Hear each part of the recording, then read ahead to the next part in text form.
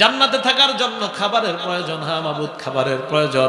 যা যা জান্নাতের সব রকমের ফল ফলাদি দান করলাম। জান্নাতে তোর পানীয় প্রয়োজন, হ্যাঁ পানীয় প্রয়োজন। আল্লাহ বলেন শারাবান তাহুরা দান করলাম।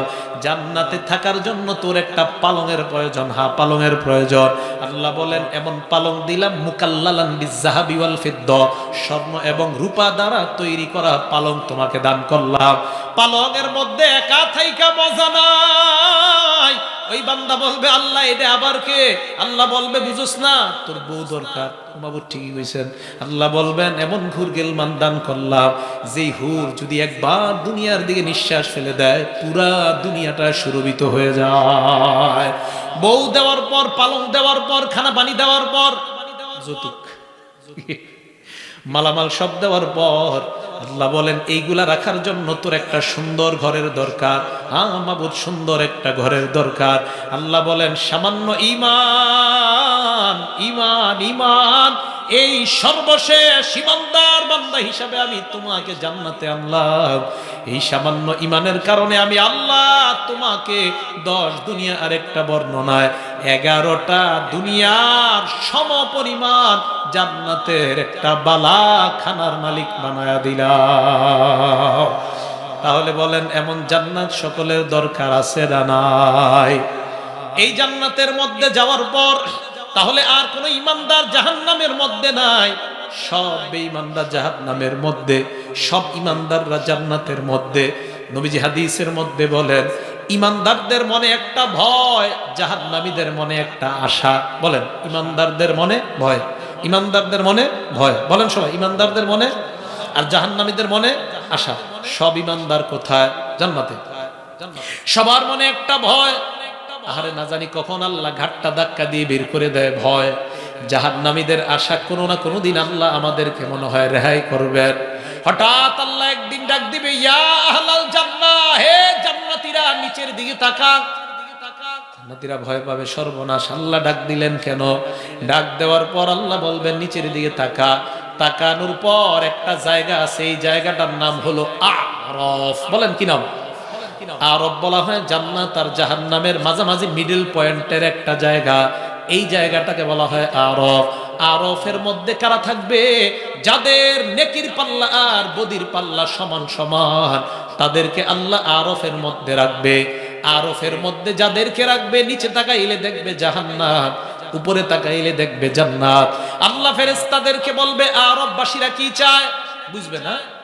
জান্নাত জাহান্নাম, মাঝে আরফ। এবার ফেরেশতারা বলবে আল্লাহ লাম ইয়াদখুলুহা ওয়া হুম ইয়াতমাউন, আল্লাহ এরা জান্নাতে যায় নাই, তবে এরা জান্নাতের মধ্যে ঢুকতে চায়।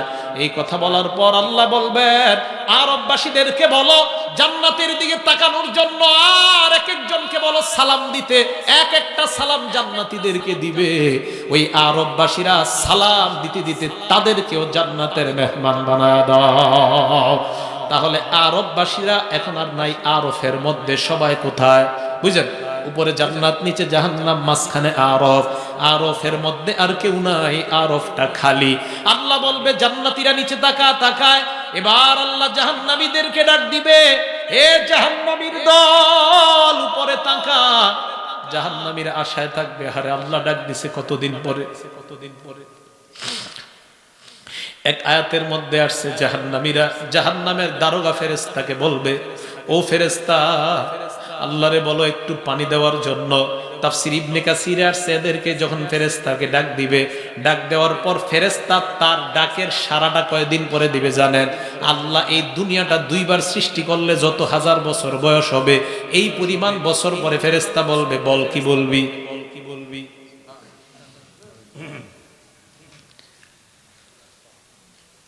আল্লাহ বলবে জাহান্নামীরা জাহান্নামীরা আশায় আল্লাহর ডাকে সাড়া দিয়ে বলবে আল্লাহ।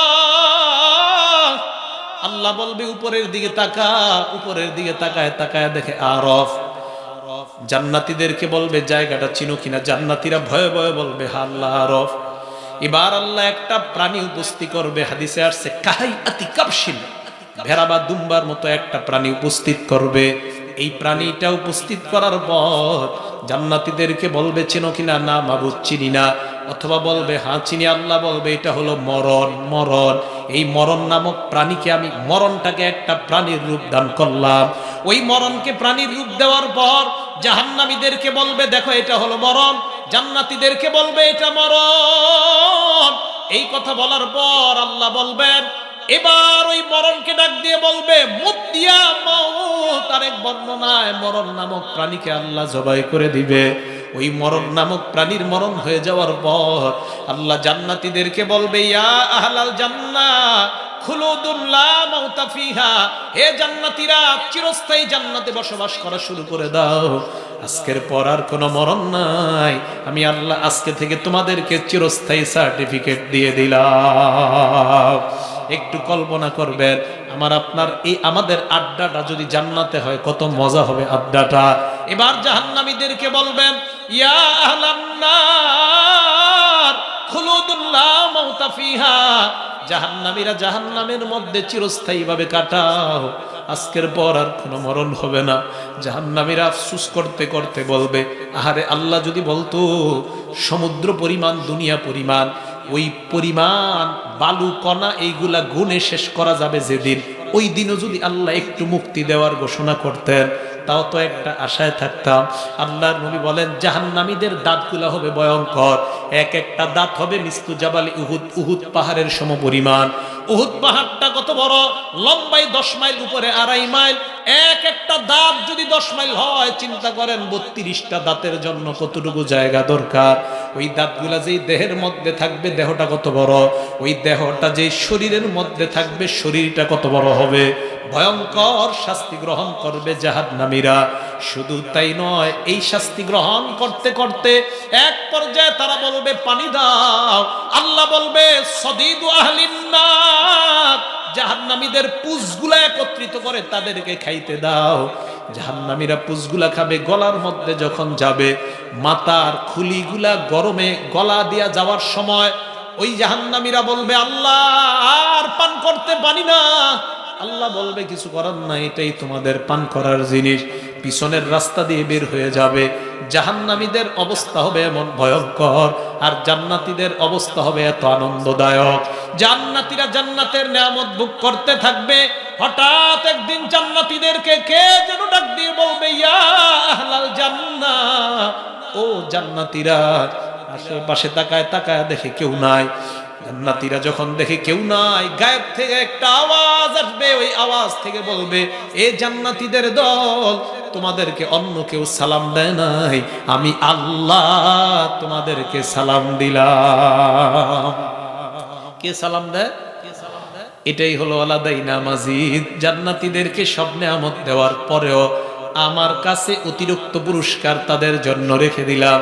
এটাই হলো ওই যে প্রথম আয়াতটা বললাম সূরা কফের 35 নম্বর আয়াত। তাহলে জান্নাতে যাওয়ার পর সব দিবেন আল্লাহ। আল্লাহ বলেন আমার কাছে অতিরিক্ত পুরস্কার। এবার আল্লাহ বলবেন ফেরেশতা জান্নাতীরা আর কি চাও? জান্নাতীরা আল্লাহকে বলবে আল্লাহ ওয়াজাদনা মা ওয়াদানা রাব্বুনা হাক্কা, তুমি যা যা বলছো সব আমরা পাইলাম। আলেমের গোষ্ঠীরা বলবে না না আল্লাহ সব পাই নাই। সুবহানাল্লাহ। আলেমরা বলবে পাই নাই। আল্লাহ বলবে মানে কি? আল্লাহ তো সব জানে। আলেমরা বলবে আল্লাহ আপনার নবী সাহাবাদেরকে নিয়ে পূর্ণিমার চাঁদের রাতে বসা, সাহাবাদেরকে বললেন পূর্ণিমার চাঁদের দিকে তাকাও। সাহাবারা পূর্ণিমার চাঁদের দিকে তাকায়। তাকানোর পর নবী বললেন এ সাহাবাদের দল হাল তুযাম্মুনা ফি রুয়াতিহি, পূর্ণিমার চাঁদ দেখতে তোমাদের কোনো সমস্যা হয় কিনা?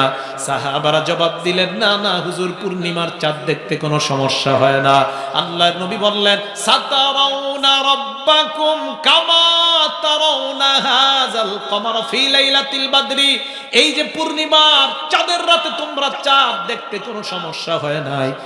জান্নাতের মধ্যে সরাসরি এই দুই চোখ দিয়া আল্লাহকে সরাসরি দেখবা, কোনো সমস্যা হবে না। জুমার দিন নবীর নেতৃত্বে কোটি কোটি মানুষ জান্নাতের বাজারে যাবে। কোটি কোটি মানুষ অপেক্ষা করবে কি ব্যাপার, আমরা কেন আসলাম? সবাই সামনে তাকায় দেখে আমাদের নবী দাঁড়ায় আছে। হঠাৎ জান্নাতীরা দেখবে আমাদের নবীর নেতৃত্বে কোটি কোটি কোটি জান্নাতি অপেক্ষা করতেছে। হঠাৎ তারা তাকায় দেখবে জান্নাতীদের সামনে এসে আমাদের রব আমাদের রব আমাদের রব আল্লাহ এসে উপস্থিত হয়ে যায়। এই যে আল্লাহকে দেখা, এই আল্লাহর দেখাটা হবে সবচাইতে বড় নিয়ামত জান্নাতীদের জন্য। এই নিয়ামতটা সবাই ভোগ করতে চাই কি চাই না? তাহলে এই নিয়ামত যদি চাই জান্নাতে যাওয়া লাগবে, জান্নাতে যাইতে চাইলে মরা লাগবে। মরণের পর গ্রুপ হবে দুইটা, একটা হতভাগা আর একটা সৌভাগ্যবান। সৌভাগ্যবানের 2 গুণ, 1 নাম্বার ঈমান, 2 নাম্বার নেক কাজ। নেক কাজ করার আগে বলছে ঈমান। ঈমান আবার কাদের মতো ঈমান? সাহাবাদের মতো ঈমান। কিয়ামতের ময়দানে একদল জান্নাত আর একদল জাহান্নাম, আরেক দল ঈমানদার জাহান্নাম। তাদের মধ্যেও সর্বশেষ ঈমানদারের ঠিকানা হলো জান্নাত। তাহলে আল্লাহ আমাকে আপনাকে আমাদের সকলকে ঈমান নিয়ে যেন কবরে যাইতে পারি, আল্লাহ সকলকে তৌফিক দান করে। কবরে যাইতে রাজি আছি না ইনশাআল্লাহ? আল্লাহ পাক রব্বুল আলামিন আমাদের সকলের এই আয়োজন, এই থাকা, এই কথা বলা, এই শ্রবণ করাকে আল্লাহ কবুল করেন, জান্নাতে যাওয়ার জরিয়া বানায় দেয়। সকলে বলেন আমিন। ওয়া আখিরু দাওয়ানা আনিল হামদুলিল্লাহি রাব্বিল আলামিন। আলহামদুলিল্লাহি রাব্বিল আলামিন ওয়াল আকিবাতু লিল মুত্তাকিন ওয়াস সালাতু ওয়াস সালামু আলা সাইয়্যিদিল আমবিয়াই ওয়াল মুরসালিন ওয়া আলা আলিহি ওয়া আসহাবিহি আজমাইন। ربنا ظلمنا أنفسنا وإن لم تغفر لنا وترحمنا لنكونن من الخاسرين. ربنا آتنا في الدنيا حسنة وفي الآخرة حسنة وقنا عذاب النار. رب ارحمهما كما ربياني صغيرا. رب ارحمهما كما ربياني صغيرا. মাবুদ মেহেরবান মাওলা আল্লাহ, কত ভুল করলাম, অন্যায় করলাম, জীবনে কত গুনাহ করলাম আল্লাহ। সব গুনাহের বোঝা মাথায় নিয়ে আপনার দরবারে হাত উঠাইলাম। আমি নিজেই সবচেয়ে বড় গুনাহগার। মেহেরবানি করে জিন্দেগির সব গুনাহ খাতাগুলো মাফ করে দেন। মাবুদ মেহেরবান মাওলা, আমাদের মধ্যে যাদের মা নাই, বাবা নাই, আত্মীয় স্বজন, পাড়া প্রতিবেশী, উস্তাদ মুরব্বিয়ানে কেরাম, খেলার সাথী, বন্ধু বান্ধব যারাই কবর জগতে আছে আল্লাহ, কত ঠান্ডা লাগতেছে আমাদের আল্লাহ। তাহলে মাটির নিচে না জানি কত ঠান্ডা। আল্লাহ, ঠান্ডা মাটির নিচে লাশ দাফন করলে অনেক কিছু জানা যায়। আল্লাহ, আমিও একটা লাশ দাফন করেছিলাম ঠান্ডা মাটির নিচে। কবরের মাটিরা হাত দিয়ে আর চিন্তা করলাম, আমার বাবার লাশটাই ছিল। আমি বাবার দিকে তাকায় বললাম, দুনিয়াতে সন্তানকে কখনো ঠান্ডা অবস্থায় দেখতে চাইতেন না। আহারে, সন্তান যদি শীতে কাঁপতো, মা বাবা সহ্য করে না। ওই বাবাকে আজকে একটা পাতলা কাপড়ের মধ্যে ঠান্ডা মাটির নিচে রেখে যাইতেছি। আল্লাহ, আমার মতো কার জানি মা নাই, বাবা নাই, ঠান্ডা মাটির নিচে আছে। কেমন আছে জানতে চাই না, শুধু বলতে চাই এই মুহূর্তে তাদের কবরগুলা জান্নাতের বাগান বানায়া দেন। মাবুদ মেহেরবান মাওলা, আমাদের মধ্যে যারা অসুস্থ সকলকে সুস্থ বানায়া দেন। আল্লাহ, ঈমানের আলোচনা শুনলাম, মরণ পর্যন্ত ঈমানের উপর থাকতে পারি তৌফিক দান করে দেন। আলেম উলামা, ইমাম খতিবদের সাথে যেন মোহাব্বত রাখতে পারি তৌফিক দান করে দেন। কত আলেম উলামা, ইমাম খতিব সাহেবরা, মাদ্রাসার বড় বড় আলেমরা হাত তুলছে। আল্লাহ, হয়তো নামের কারণে আমাকে নিয়ে আসছে, কিন্তু আমার চাইতে বড় যোগ্যতাশীল উলামায়ে কেরাম আছে। আল্লাহ, তাদেরকে নিয়ে আপনার দরবারে হাত তুললাম। মাবুদ গো, কার জানি মনটা কত সাচ্চা আপনি ভালো জানেন। আল্লাহ, এক হাদিসে পড়ছি, মানুষের মধ্যে কিছু মানুষ আছে এমন যারে তোমরা গণো না, কিন্তু তার মনটা বড় ফ্রেশ, বড় সাচ্চা। ওই মানুষ মনে হয় আমাদের মাঝেও আছে, কোনো সন্দেহ নাই। আল্লাহ আপনার কাছে ফরিয়াদ, ওই সুন্দর মানুষটার হাতের সাথে আমাদের সকলের দোয়াগুলোকে আপনি কবুল করে নেন। মা বোনরা যারা হাত তুলছে আল্লাহ, তাদেরকে ফেরাউনের বিবি আসিয়ার মতো ঈমান আপনি দান করে দেন। হযরতে আম্মারের মা সুমাইয়ার মতো ঈমান তাদেরকে নসিব করে দেন আল্লাহ।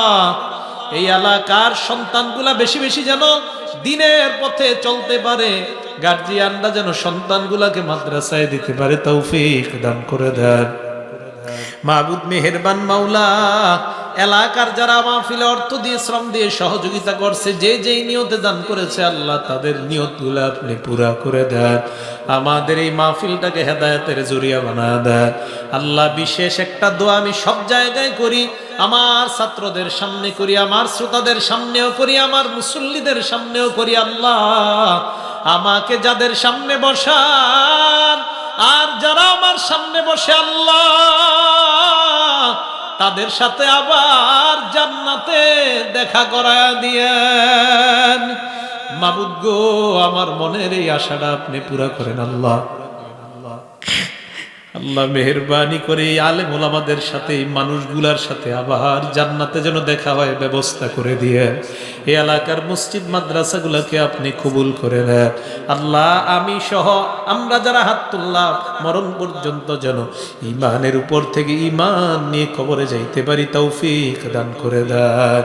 আল্লাহুম্মা সাল্লি ওয়া সাল্লিম ওয়া বারিক আলা মুহাম্মাদিন ওয়া আলা আলিহি وأصحابه أجمعين سبحان ربك رب العزة عما يصفون وسلام على المرسلين والحمد لله رب العالمين.